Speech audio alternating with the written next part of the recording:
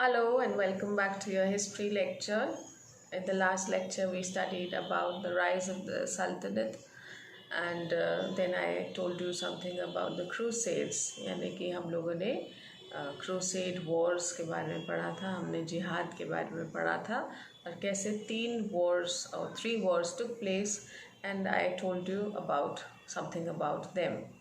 Today, I will be teaching you about economy and how agriculture and urbanization and commerce played a very important role in the economy. So basically, agriculture was the main occupation of the people in the Arab world, you can say, or the Muslim community. There were big and small lands which were owned by big and small farmers also, और जो बचा हुआ था वो state को belong करता था. The land which obviously the cultivated lands के ज़रिए से ही taxes collect होते थे. Now later on what happened कि जब ये Islamic countries में जो Islamic conquests हुए, यानी कि जो छोटे मोटे लड़ाइयाँ होती थी, तो उसमें काफ़ी सारा ज़मीन, जैसे कि अभी एक एरिया में लड़ाई हुई है, so that land the people after the war या तो लोग उसको छोड़ के चले गए वो ज़मीन को, या फिर वो जो लैंड है वो स्टेट को मिल जाती थी. सो जहाँ whatever land which did not have any owner, or the owner left, or the owner lost the war, so it was taken by the winning party. Whatever the case was, this land was taken by the state and it was distributed among the richer class of the Muslim society. Generally ये जो richer class होती थी ये खलीफा या खलीफा की family members ही होते थे. तो ये ज़मीन जो थी वो ऐसे करके बांट दी जाती थी. Now what happened? The lands which were conquered by the Arabs remained in the hands of their owners, और उनको एक टैक्स देना पड़ता था जिसका नाम था खरज. Okay, now this tax was, it varied, मतलब कभी ऊपर कभी नीचे होता था. 1/2 to 1/5 of the produce, यानी कि या तो बिल्कुल हाफ जो भी प्रोड्यूस हुआ है उसके ऊपर डिपेंड करता था कि प्रोड्यूस कैसा हुआ है. अगर अच्छा प्रोड्यूस होता था तो half the amount they have to give 50%, या फिर 1/5 of the total produce had to be given as tax. जो लैंड मुस्लिम्स कल्टिवेट करते थे उसमें भी उनको टैक्स देना पड़ता था, but they had to give 1/10 of the total produce. So the taxes also varied. The Muslims had to pay less tax and the Arabs had to pay more tax, and those who were non-Muslim people had to pay all the more tax. So what happened? The people started to convert themselves to Islam. और जब वो, क्योंकि उनको जब अगर वो इस्लाम में convert हो जाएंगे और वो मुस्लिम्स बन जाएंगे तो उनको कम टैक्स देना पड़ेगा. So many people started converting themselves. जब कन्वर्जन बहुत बढ़ गया तो टैक्सेस घट गए. Taxes became low because obviously they had become Muslims and they were paying according to how much the Muslims had to pay. So this became a concern कि अगर ऐसे ही सब कन्वर्ट होते गए और टैक्सेस घटते गए तो that it will be a problem. How will we take care of the society, how will we take care of the welfare of the society, बाकी के खर्चे कैसे होंगे. So eventually it was decided by the 10th century कि all the taxes would be the same for everybody. Okay, and also it was decided that जो officials हैं वो ये agriculture land पे जो taxes आते हैं उन्हीं taxes से उनको salaries भी मिलेंगी.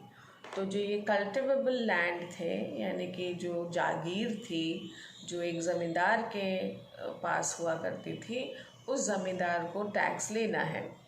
उसी टैक्स में से वो अपना शेयर भी लेगा, वो टैक्स जो वहाँ पे जो ऑफिशियल्स रहते हैं उनकी सैलरी भी देगा, और बचा हुआ वो स्टेट को टैक्स देगा. Got it? Now as time passed, agriculture became very prosperous. मतलब वो बढ़ने लगा. The reason was कि government was very stable. Now, for any country to develop, okay, any country to develop, it's a very, very important thing that the government should be stable. Stability increases the economic growth. So, political stability increased the agricultural growth in these areas. Okay, and कह सकते हैं कि जो farmers थे उनके initiative और जो उनको स्टेट से सपोर्ट मिल रहा था वो, और जो लैंड उनको और ज़्यादा लैंड मिलने लगा जो कल्टिवेबल लैंड था, यानी कि जहाँ पे खेती हो सकती थी. Okay, land, every land you can not grow crops. Some land is not fertile enough. So lot of, though there was no proper technological developments taking place, but still in those circumstances also new crops started to grow in these areas. And what were those new crops? Cotton, oranges, bananas, watermelon, spinach यानी कि पालक, and brinjals यानी कि बैगन. They were grown over there and they were exported to parts of Europe and especially Italy. Now इस time पे again the Islamic civilization also flourished. Okay, ये तो हम जो मैंने आपको पहले बताया, मैंने एग्रीकल्चर के बारे में बताया. Now I'll tell you something about the trade and commerce of those times. Now because the Islamic civilization started flourishing, a number of cities also started developing. And in those cities, the main cities are Baghdad, Damascus, Isfahan and Samarkand. So these were the main cities which were known as the most developed cities of those times. Many new cities were also founded, and mainly these cities were founded so that the Arab soldiers could stay over there. Now, one very important and a very peculiar highlight of the development of the city, कि city किस तरीके से develop हुआ और कैसे वो city को बांटा गया, that is very important. Now city में जैसे कि 3 सर्कल जैसे थे, तो जो इनर मोस्ट सर्कल था वहाँ पे administrators, Khalifa, scholars and merchants used to stay, right? Now these places especially were in the heart of the city. ठीक है, so the heart of the city was the innermost circle. Now this heart of the city जहाँ पे administrators और merchants और scholars रहते थे, वहाँ पे एक बहुत बड़ा मॉस्क भी होता था, दैट इज़ मस्जिद अल जमील. बिकॉज और वो इतना बड़ा होता था कि काफ़ी दूर से लोग उसको देख सकते थे. Again it is was a dome shaped mosque which people could see from a long way, means काफ़ी दूर भी रहते थे तो उनको पता था कि यहाँ मस्जिद है. And that was the sign कि this is the innermost circle or that's the heart of the city. फिर वहाँ पे जो मेन शॉप्स होती थी उनको, मार्केट प्लेस को, उनको सूक कहा जाता है, right? Still it is called souk if you will go to Dubai or the Arab countries, UAE and all. The gold souk होगा जहाँ सिर्फ गोल्ड की शॉप्स होंगी, और दूसरे बाज़ार को भी सूक कहते हैं. Then the souk was there where all the shops were there in a row. Then merchants would have their shops over there.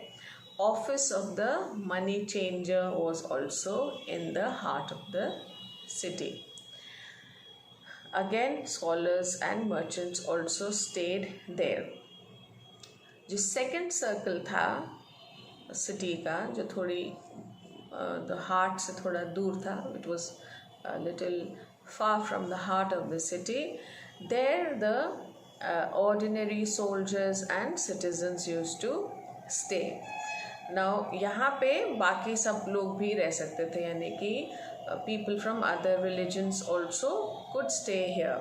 So this again, the outer circle had mosque, had synagogue. Synagogue is a holy place where the Jewish go and worship. Churches थे उधर, और there was also a market, a small market, or public bath, जिसको हमाम बुलाते थे वो लोग. So it was a public bath, was a place where people could meet each other and talk to each other. Definitely it was only for men.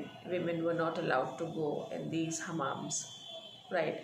जो सबसे बाहरी circle था, यानी कि outskirts of the city, यहाँ पे poor लोग जो थे, गरीब लोग जो थे, ये उनके लिए जगह थी, जहाँ पे there was a market for green vegetables, for fruits, and there were places to there were some stations for the caravans also. Caravans, you understand, जो बंजारों के caravans होते थे, उनके लिए भी कुछ चीज़ें वहाँ मिलती थी.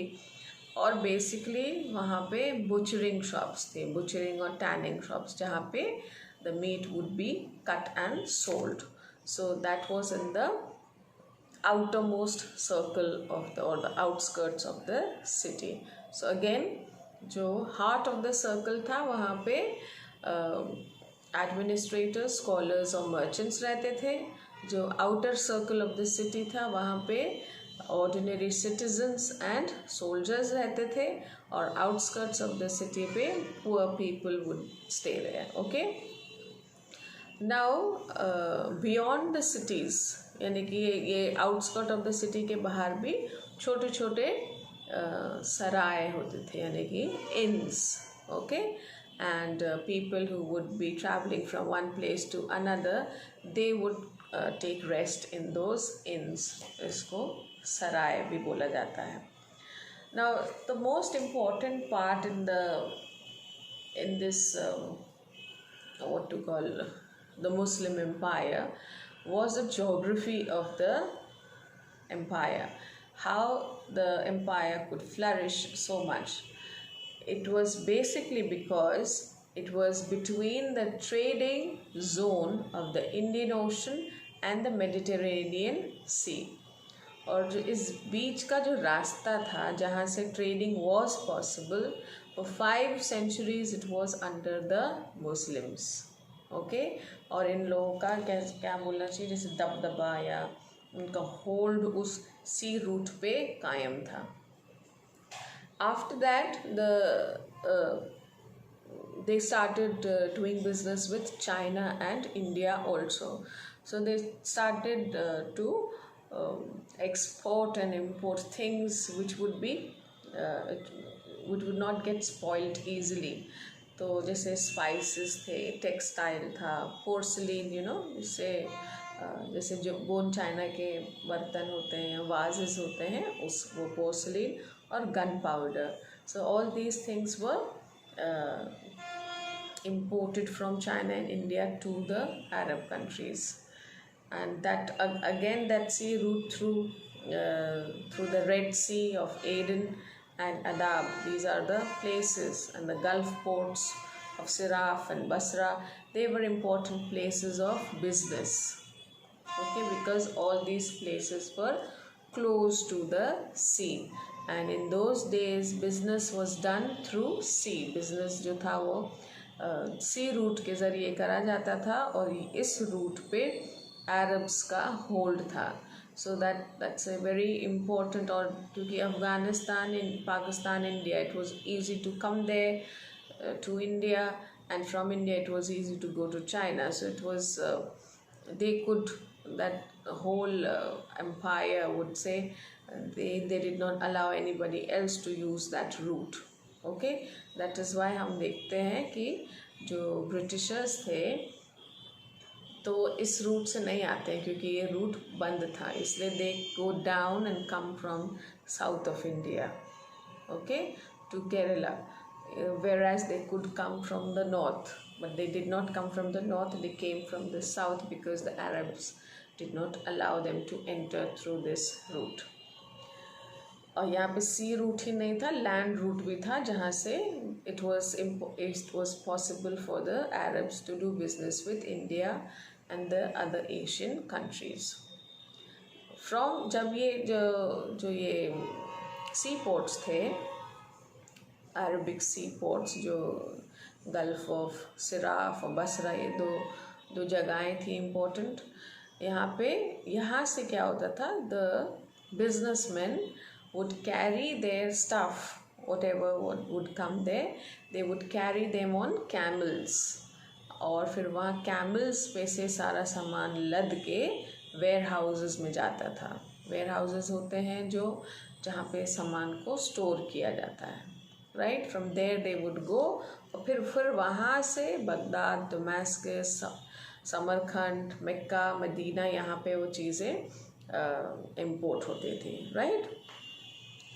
Now, however, we see that from the 10th century, the Red Sea का जो रूट था जहाँ से रेड सी गुजरती है, that gained a lot of importance.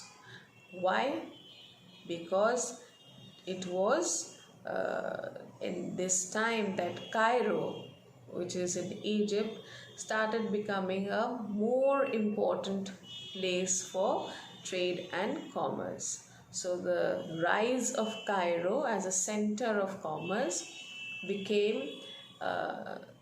increased the position of Egypt, and especially when the demand of their goods started increasing from Italy. यानी कि Italy ने बिजनेस शुरू किया इजिप्ट के साथ, और because of this new business deal जो already Basra and Sarah were places which were very important. Damascus was a place which was important. Baghdad was a place which was important. But now even Cairo became a very, very important place. Now, one added information over here कि ये सब चीज़ों के बारे में हम लोगों को कैसे पता चला, right? So उसका जवाब ये है कि in